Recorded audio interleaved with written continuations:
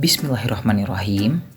Di sini, guna memenuhi tugas mata kuliah Psikologi Kesehatan, kami akan memaparkan materi mengenai psikologi kesehatan berbasis Islam dan intervensi.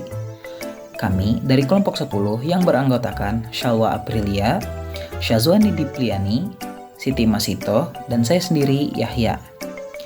Yang akan dibahas dalam materi kali ini yaitu pengertian psikologi kesehatan berbasis Islam, konsep kesehatan mental dalam Islam, faktor yang berkontribusi terhadap kesehatan mental dalam Islam, dan yang terakhir yaitu intervensi berbasis Islam dalam psikologi kesehatan. Yang pertama yaitu pengertian psikologi kesehatan berbasis Islam. Psikologi kesehatan berbasis Islam merupakan kajian psikologi kesehatan dalam perspektif Islam. Dengan demikian, setelah dibahas tentang apa itu psikologi kesehatan, maka yang dibahas selanjutnya yaitu tentang pengertian psikologi Islami. Psikologi Islam merupakan corak psikologi yang berlandaskan pada citra manusia menurut ajaran Islam.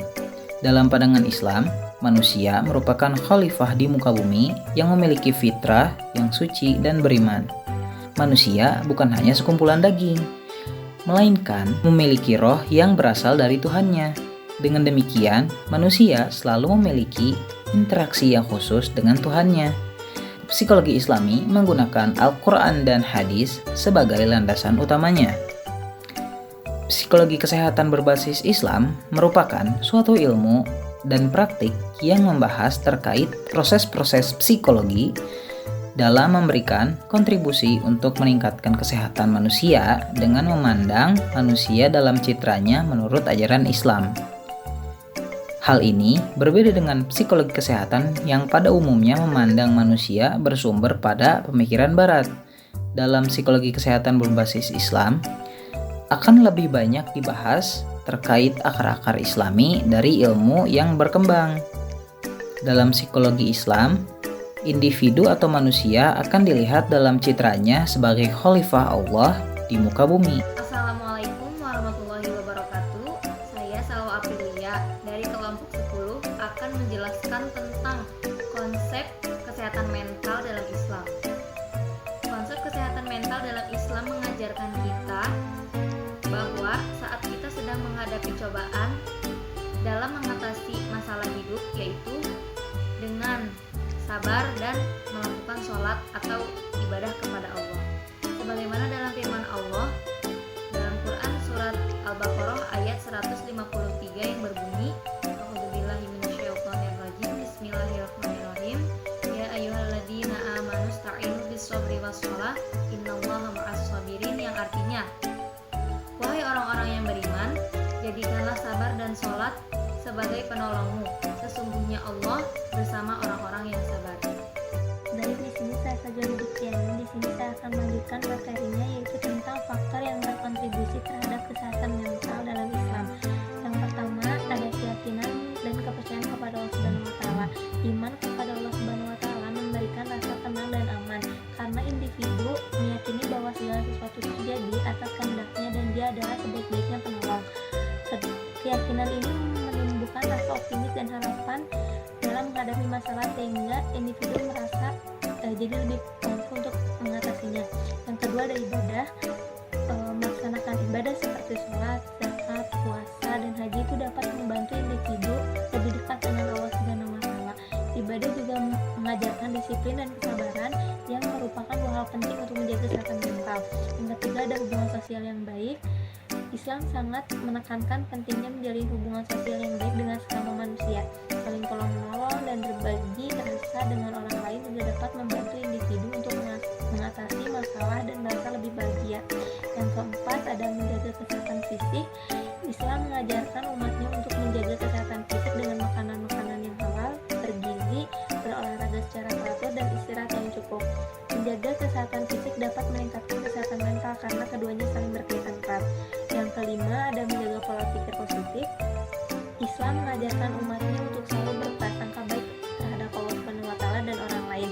Berpikir positif juga dapat membantu individu lebih optimis dalam menghadapi masalah dan tidak mudah menyerah.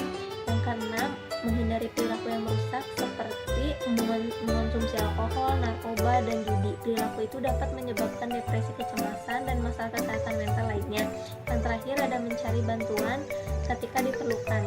Jika individu mengalami masalah kesehatan mental, Islam menganjurkan mereka untuk mencari bantuan dari profesional seperti psikolog atau psikiater. Meminta bantuan bukan merupakan tanda kelemahan, melainkan tanda kekuatan dan kedewasaan. Dengan mencari bantuan, individu dapat memperoleh dukungan dan arahan untuk mengatasi masalahnya dan meningkatkan kesehatan mentalnya. Perlu diingatkan bahwa faktor-faktor yang berkontribusi terhadap kesehatan mental dalam Islam saling berkaitan satu sama lain. Dengan menerapkan semua faktor tersebut, individu dapat meningkatkan kesehatan mental dan menjalani hidupnya yang lebih bahagia dan bermakna. Selain faktor-faktor yang tadi disebutkan, masih banyak lagi ajaran Islam yang dapat membantu individu untuk menjaga kesehatan mentalnya. Baik, halo, perkenalkan, nama saya Siti Masitoh. Saya akan menjelaskan tentang intervensi berbasis Islam dalam psikologi kesehatan. Pertama, intervensi kekerasan seksual bagi keluarga korban. Dalam Undang-Undang Nomor 12 Tahun 2022, dijelaskan bahwa hak korban ialah mendapatkan penanganan dalam bentuk rehabilitasi medis dan sosial kepada korban dan pelaku, sehingga mengalami pemulihan dan dapat melaksanakan perannya secara wajar baik sebagai individu atau masyarakat.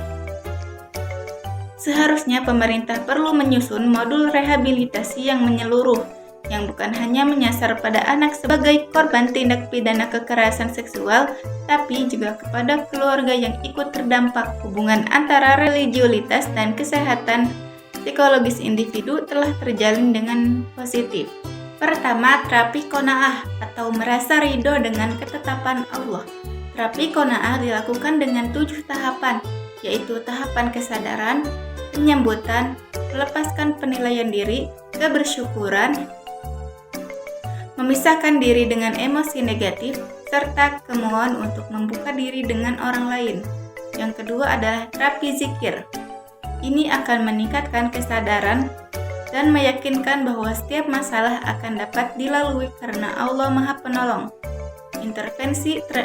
Intervensi dengan terapi zikir dilaksanakan dengan diawali dengan pemberian psikoedukasi mengenai trauma dan makna dan manfaat zikir, penata laksanaan zikir, serta refleksi terkait terapi zikir. Ketiga, terapi Islamic Trauma Healing. Terapi penyembuhan trauma Islam menggabungkan ajaran Islam, spiritual, dan psikologi untuk membantu individu mengatasi trauma. Biasanya melibatkan penggunaan ayat-ayat Al-Quran, doa, dan tradisi Nabi dalam praktik terapeutik. Pendekatan ini bertujuan untuk memberikan dukungan emosional, ketahanan, dan rasa kedamaian kepada mereka yang telah mengalami trauma, sambil juga memperkuat hubungan mereka dengan keyakinan mereka. Yang kedua adalah intervensi kecemasan. Kecemasan diartikan sebagai suatu sistem ego dalam diri manusia terhadap suatu situasi yang dianggap membahayakan, sehingga manusia bisa mempersiapkan reaksi yang adaptif. Berikut caranya. 1. Zikir.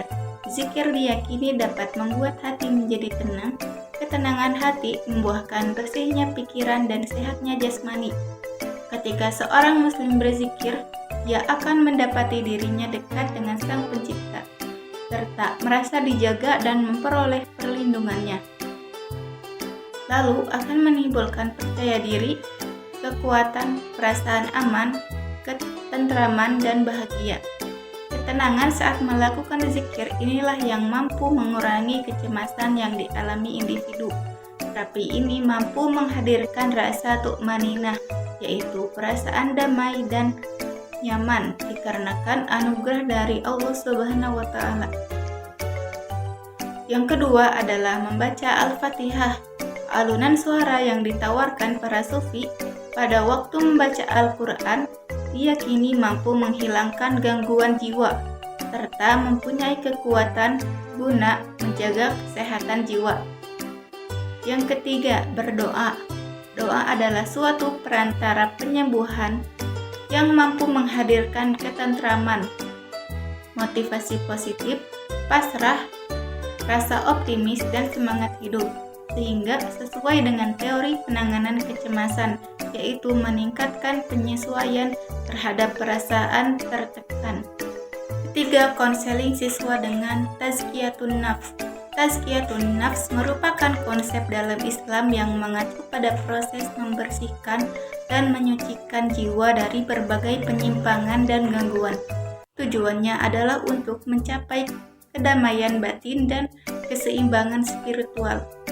Proses ini melibatkan introspeksi, pengendalian diri, perbaikan perilaku, serta pengembangan hubungan yang lebih dalam dengan Allah Subhanahu wa Ta'ala. Yang pertama, pemahaman diri, yaitu memahami diri sendiri, termasuk kelemahan, kekuatan, dan kecenderungan spiritual. Kedua adalah refleksi, yaitu merefleksikan pengalaman hidupnya, baik positif maupun negatif, dan bagaimana hal itu mempengaruhi kondisi spiritualnya. 3. Pembersihan jiwa, yaitu guru dan murid bekerja sama untuk membersihkan jiwa dari penyimpangan, dosa, dan kebiasaan negatif lainnya melalui doa, zikir, dan ibadah lainnya. 4. Penguatan iman, yaitu memperkuat iman dan kepercayaan pada Allah serta memperdalam pemahaman akan ajaran Islam. Kesimpulannya yaitu, psikologi kesehatan berbasis Islam menekankan pentingnya pendekatan holistik dalam menjaga kesehatan mental. Maksudnya yaitu dengan melibatkan aspek spiritual, sosial, fisik, dan psikologis. Dalam perspektif Islam, kesehatan mental tidak hanya ditopang oleh faktor-faktor psikologis saja, tetapi juga oleh keyakinan, ibadah, hubungan sosial yang baik, menjaga kesehatan fisik, pola pikir positif, dan memperkuat iman. Intervensi berbasis Islam menawarkan pendekatan yang mengintegrasikan ajaran agama dengan praktik psikologis, memberikan kesempatan untuk penyembuhan menyeluruh yang mencakup aspek spiritual dan psikologis manusia. Demikian materi yang kami sampaikan, kurang lebihnya mohon maaf. Terima kasih sudah menonton dan sampai jumpa.